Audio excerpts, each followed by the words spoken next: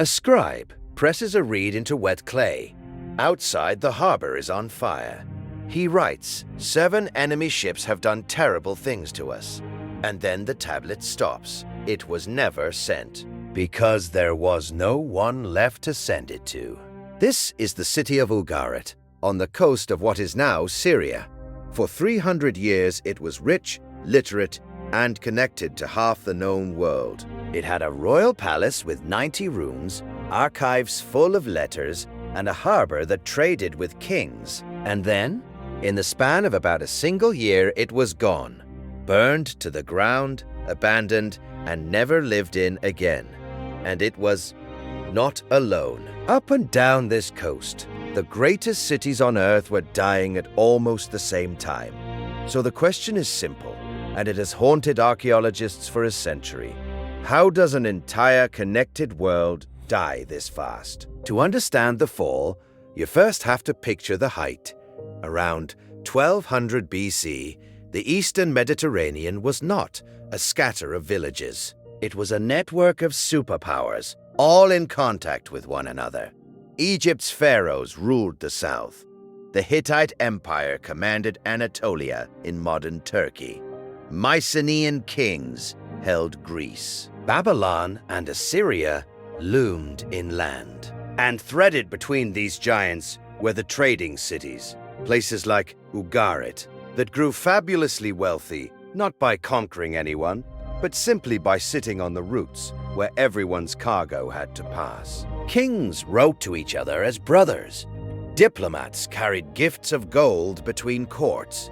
It was, in its way, the first age of globalization. Their secret weapon was a metal. The age was named for it, bronze. And bronze was a problem disguised as a luxury because you cannot make it from one place. You need copper, mostly from Cyprus, melted together with tin. And the nearest tin was thousands of miles away. Every sword, every plow, every tool of this civilization depended on a long, fragile supply line. So picture a single shipwreck from this era, found off the Turkish coast. 10 tons of copper, a ton of tin, glass, ivory, gold, from at least 7 different cultures in one hull. That was the bloodstream of the Bronze Age. And what happens to a body when the bloodstream is cut? By the late 1200s BC, the letters change tone. Across the region, clay tablets begin to talk about hunger. A Hittite king writes to Ugarit, demanding huge shipments of grain. It is, in his words, a matter of life and death. Ships are needed urgently to carry food, not treasure. Read enough of them, and you feel it. The most powerful states on earth were suddenly, quietly afraid of starving. So, what was draining the granaries of an entire civilization at once? The answer is now coming out of the ground itself.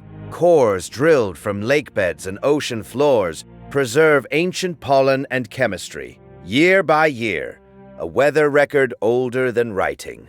And right around this collapse, they record a sharp turn to cold and drought that lasted, by many estimates, the better part of 3 centuries. The rains that fed the fields simply failed. When the harvest fails for a king, it doesn't only cause hunger, it breaks the deal, the promise that the palace feeds you in exchange for your loyalty. And when that promise dies, so does the kingdom.